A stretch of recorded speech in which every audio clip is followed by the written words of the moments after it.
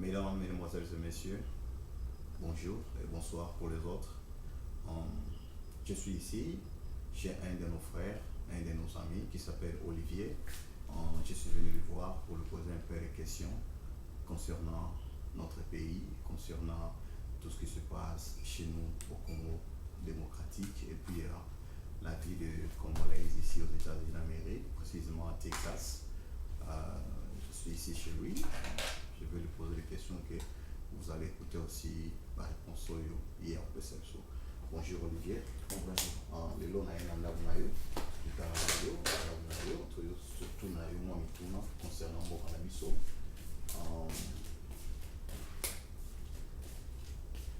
Avi na yo eza ndenge nini so oyambaki lisolo ndenge ya bamama baza violé na bamama bafille baza violé na kota este kuna ntango ozwaki message wana réaction ezali ndenge nakokoloba mpona bafille na nga mpena esalaki mpena mpasi ya esalaki mpasi eza so lisolo moko te oyo toyambi ote nini so moto akoti na kati na ordinateur afongoli na internet na ye aomona makambo nyonso balinga donc eza mpena mpasi mingi mpasi mpena donc eza eloko moko mpena kolobela mingi te kasi tozomondelaka na nzambe asunga bafamille oyo nyonso bazalaki viole oyo mpe bakufelaki donc montant oyo mpe bakufi bakote kuna donc eza ebele donc 8 millions de morts eza eloko akosaka na mote donc bato bazokufa bato baza violé communauté internationale mpe ezoloba eloko te message na bino ezosuka yango na plafond ondire ezokoma te ezotraverse te mpo ekoma na kote na bango bayoka yango mpe bazoyoka bayebi yango kasi eza kaka yo mo oyebi kaka donc ezokoma bayebi na bango yango eza likambo ya kokosa te po tomoni bamama batamboli tomoni bango na Paris Bruxelles bamarché pour 14 jours mpona korevendique et puis bakoma na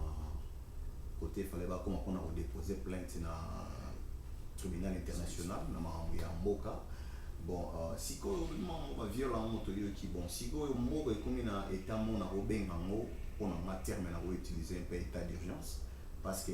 bato baa na panique bato bazobanga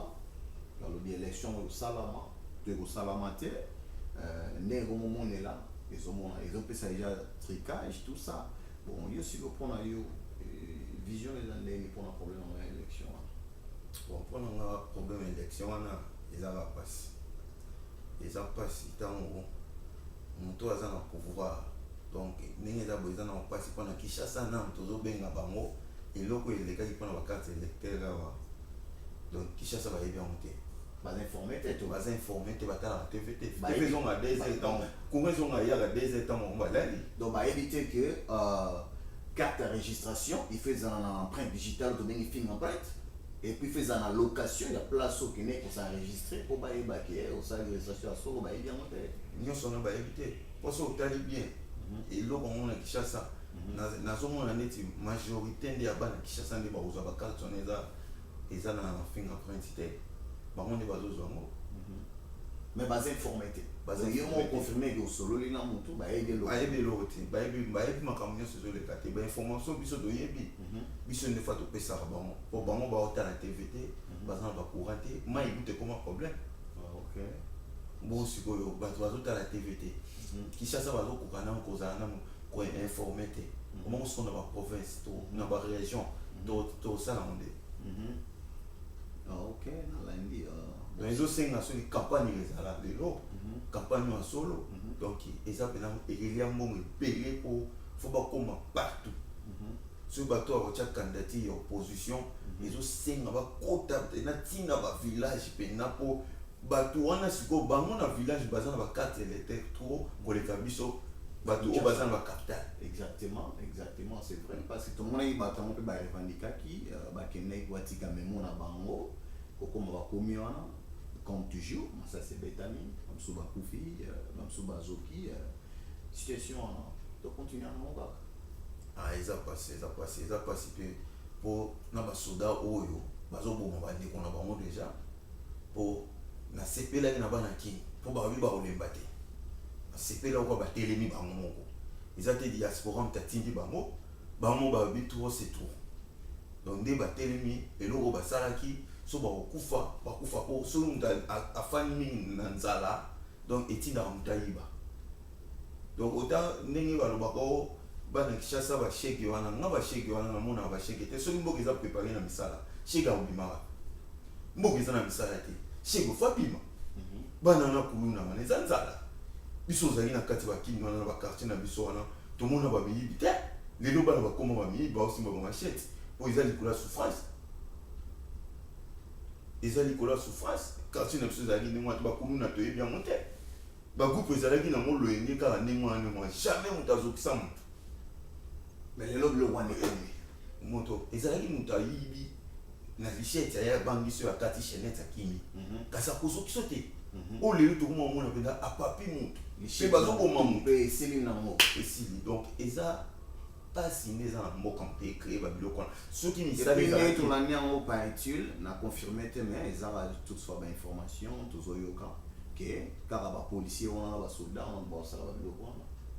te bapolisier baosala tomoni yango déjà oyo bakoteli mona ndako policier pauvre ndenge wana aza na eloko te so tolingi otala ndako ne $500 eza te alukaka kaka aliesa bana na ye okebete masasi na loboko mpe baza na teni mpe lelo so baluki bapolisier wana bakozwa bango te omona te mboka eza na insécurité mboka wana ezalaki ndenge wana te nalandi nayoki les chers amis boyebi quand même à s'exprimer po biso ozalaki na bakartier wana toyebi soki soda bimi kota oyo tozalaki na kankokolo kan fungula kasi soda kan fungula soki abimi asali oyo mato koyeba ye mpe facile tokanda kozwa bango facile lelo siko bakozwa bango te kwana aza s'exprimer quoi eza bakanda e basituation ezoleka na mboka eleki ye mpe mingi à s'exprimer na modelo bon eloko moko eza balobi diaspora azobunda kaka awa ondire bamosusu baokritike bino ondire bamosusu baosupporte bino babi me bozobunda awa pouvoir yango eza nango awa te makambo yango mpe eza nango awa te eza nango kuna kaka bokende kuna te bozobunda awa ondire bazomona ngo ondire aventure ondire netika babeya nango loisir réponse ni eza oyo ozongisela bato oyo bamona bino kosala loisir baza na kati ya koyeba te ntango balobi diaspora azobunda parti politique moko te esalama na kati ya mboka oyo nyonso ezalaki ya makasi ebandaka libanda nde liye ne diaspora azobunda boye eza fure bitumba po ntango ekita na mboka epesa solution bitumba nyonso ebandaka libanda ebanda na mboka te nga namoni baparti ebele donc omona pena akimaki na brazzaville akaye akendaki nanu boye tiseke ntango ayasali idps eza baide ebandaka libanda jamais kokobanda na kati ya mboka mpo bakobomela oka mbala moko donc fa tobanda libanda mpo mokolo tokokita toza na force le diaspora oyo esila nango te eza génération ya génération etikali ndenge wana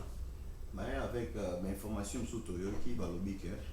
diaspora na Kinshasa eza na problème sérieux okomi boye balokalize déjà place ozovanda bakoteli yo basali okuluna wana sikoyo ekomi mpasi mpona bandeko na biso donc eza mpasi mpona bandeko na biso mpo nde tofanda na bamboka toya libela te tozaka na posa tokendaka tozongaka mpe toza na posa mpe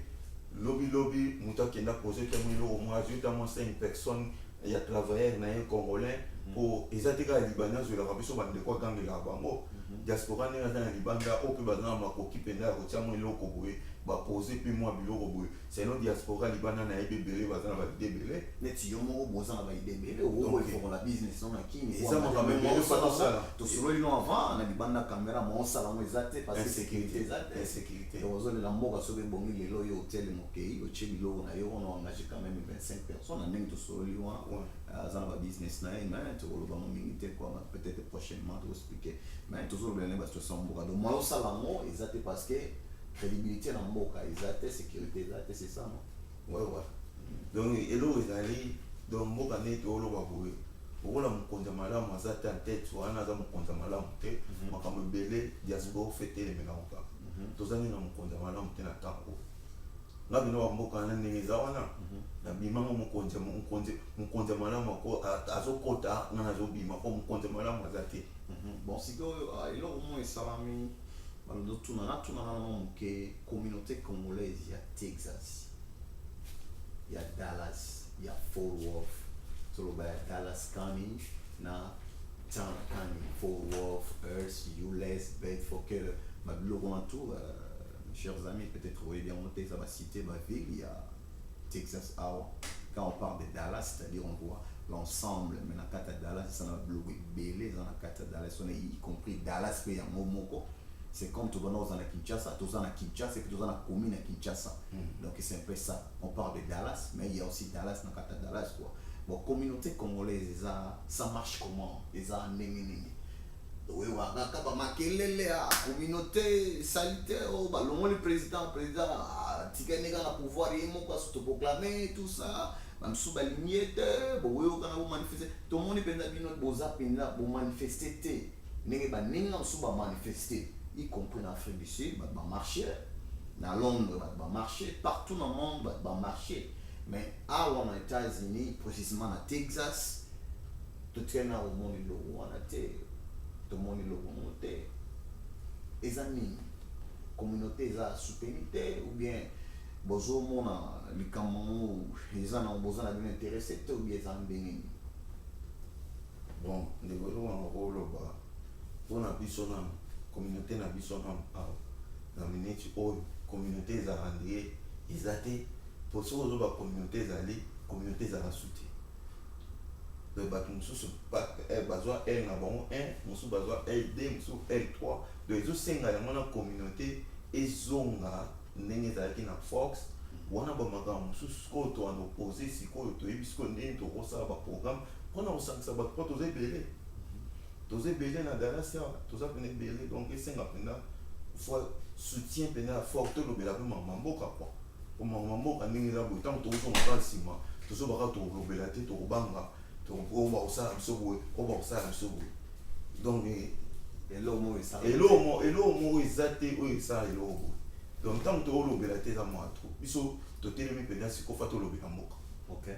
bon ça va autant mon caméra on peut ça message na yasuka na masolo sololi mboka tout ça pour nini message na routine là bana mboka batelema toujours babuna pona mboka message ko fortifier bango message na suka comme ça après ces messages na bande ko na nyonso o nyonso bazana king na pesi bango mbote ya mingi donc batelema kaka pona mboka babundela ka mboka po ndenge za wana système kaka ezali ozwi mbongo ole yango o voter mutu mususu donc tozabeka na candidat moko na mona ka ya titi na mona na mutu mususu nga kutu ndenge za boye tamba oloba o ba kamero wana na yebi yebututi donc banda to banda bitumba IDPS wana to banda mo lelo ti ba masana nyonso nkini baza ba yebi ndenge to kenda makambo ngo ndenge to simba ba drapeau ndenge dana tongo to tumbi pine na coin donc to banda mo lelo ti de biso to za wana kaka gombe pembeni to kota facile donc to banda ko kota donc ndenge bitumba ngo ezawa donc fa to tele matsusu la personne n'a pas Didier, oh les grands combattants, il y a eu des personnes maintenant on l'a mis on a pas 5 heures. Moi na star, on peut être la sur la porte, tout ça qui est na yo, ba marche, toujours au téléma, pour ça la force. Didier va habiller, donc combattant on a bunda bunda bitu na kasa quartier nanga, donc to kota na ba kombote kasi bazawana. Donc on va habiller to kenda, meeting nyonso to zangate, et il y a des personnes animées, on a 24 novembre et au boy, kasi lelo comme makambango. Na pesi bande on a courage bo voter ka Tshisekedi na ba mama donc chaque jour peut toujours benga ba kinyango toujours na musute to kocha à part Tshisekedi en opposition. OK, merci à trop néo ya mbainga na ndako na yo toujours na cadre Congo Mikili à suivre toujours bon. Merci à trop ça m'a vraiment OK, merci bye.